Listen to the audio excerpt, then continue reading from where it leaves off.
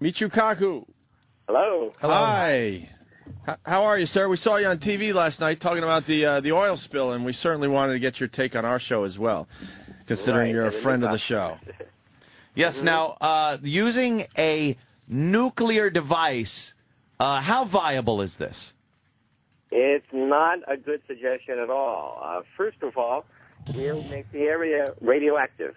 It'll release radioactive iodine, cesium, strontium, which will contaminate the area for decades, if not centuries, depending upon the flow of ocean currents.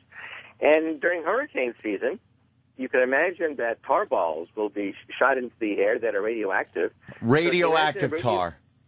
Yeah, can you imagine radioactive tar balls winding up in people's swimming pools? It sounds like a horror movie, Dr. Kaku. It sure does. Now, with these hurricanes, we're going to have tar balls flying around? Yeah, hurricanes will actually grab water several hundred feet below the surface and waft it up into the sky. If a hurricane comes into the Gulf from the western direction, they spin counterclockwise. So if it's west of the oil leak, the counterclockwise motion will then take this water laden with oil, waft it into the air, and dump it all over the south. Wow, how far inland could that actually take tar and oil? Oh, potentially hundreds of miles inland. Hundreds of miles. So people on the coast that are worrying and people inland that are saying we have nothing to worry about might actually have something to worry about. That's right. They could have radioactive oil raining down on their hair, on their barbecue pits, on their rooftops. It's going to be a mess. Think of all the lawsuits coming out of this thing. Dr. Michio Kaku, what do you think about this whole thing? Now, I know we've heard your point on this 2012 end of the world kind of thing. We're seeing a lot of man-made and natural disasters happening lately. I know you're a man of science, but spiritually, how are you feeling about this? Well, look at Mother Earth, okay? She rocks the planet almost like every month with a gigantic magnitude 7, even magnitude 8 earthquake, but they happen underwater. They happen away from the television cameras. Mm-hmm. So Mother Earth gets rocked all the time, but we never really notice these things. Only when we get rocked. So we are so arrogant. We're so arrogant that we think that when our little domain is rocked, then it means, oh my God, Chicken Little. We think that the whole world is falling apart.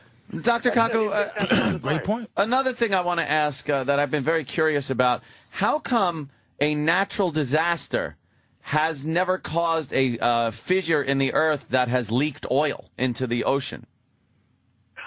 Well, they have. I mean, in the sense that we've had a blowout like this before, but they usually happen at 200 feet. I mean, like an earthquake. Let's say an earthquake happened, and a couple of plates move and lets out some oil from a deposit that maybe hasn't even been drilled, and all of a sudden you're seeing oil spurting up into the Gulf or anywhere else where there might have been this earthquake. How come that's never happened? We haven't seen that. The reason is the deposits of oil are actually pretty rare. You don't find them everywhere at all. Only a tiny, tiny fraction of the Earth's surface actually has large deposits of, commercially viable oil.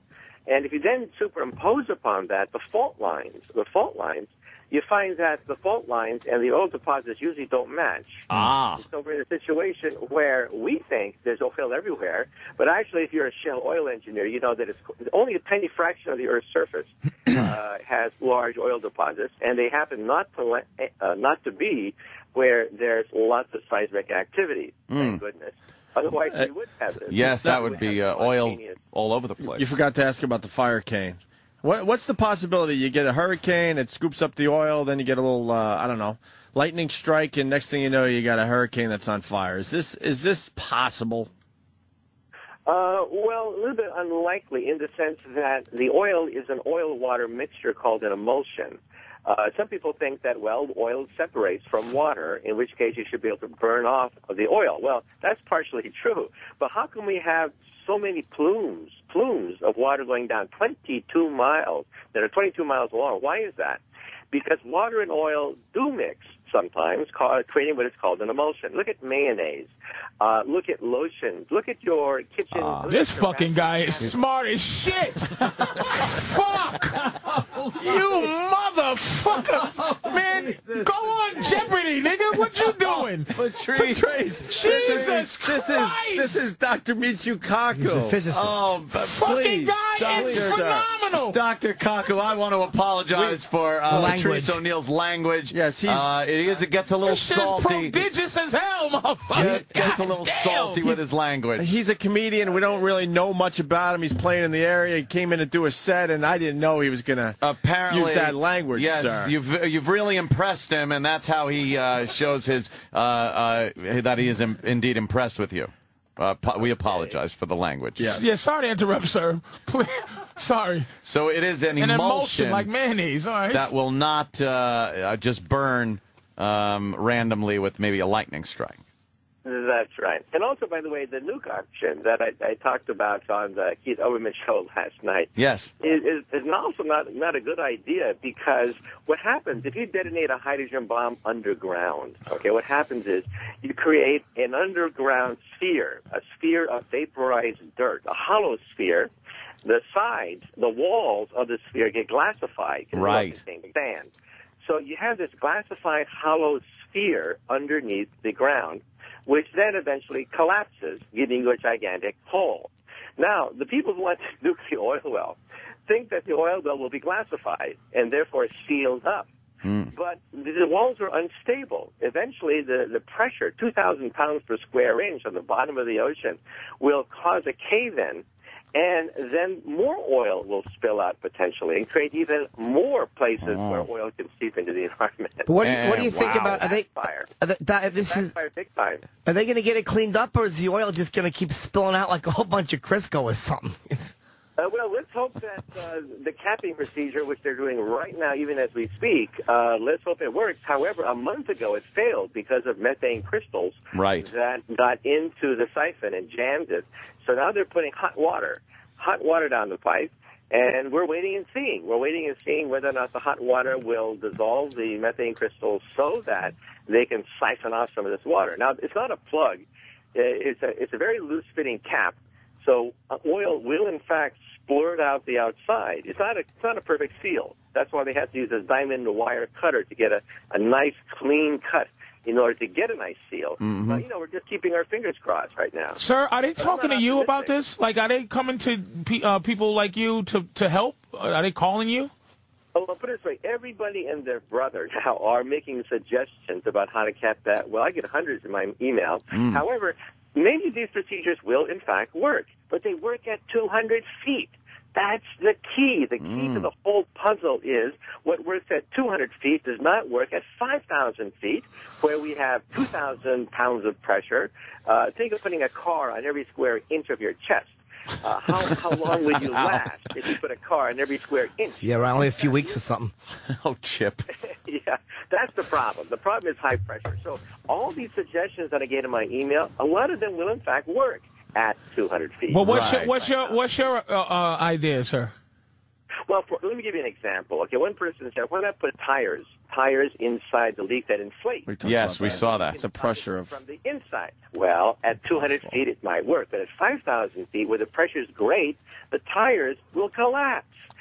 How do you inflate a tire when the outside pressure is 2,000 pounds per square inch? Yeah, that wouldn't work. But what is your suggestion? Well, my suggestion is that when the thing happened, Obama should have called out the Navy at that point, the military. That's what I said. Instead of putting BP in charge, he should have just removed them, and he should have had a panel of some of the best minds in the petrochemical industry. When Gorbachev was faced with the Chernobyl accident back in 1986, he had a raging fire at a nuclear power plant. You know what Gorbachev did? He didn't set up a committee. He sent in the Red Air Force. Yeah. Air Force. It was the Red Air Force that finally stopped that raging fire at Chernobyl. Oh, some of those poor guys. That's what Obama should have done. Called in the military, brought in the best minds, and then these procedures at 200 feet, they all work. They've tried seven procedures. They all work at 200 feet. None of them work at 5,000 feet. How much oil do you think is there? How much oil can you possibly think is just there? Can it just run out? Possibly enough to last for years. Can you imagine this oil well spill lasting for most of your lifetime? There's enough oil in some of these wells to last a lifetime. Wow. So that's why they're panicking, realizing it's going to get into the Atlantic Ocean. It's going to go around the tip of Florida, and it's going to go into the Gulf Stream, and it may even go all the way back to England. So British Petroleum may get some of their oil back in their backyard. Oh, Chip. British Petroleum. I forgot that is British. That's right. So what do you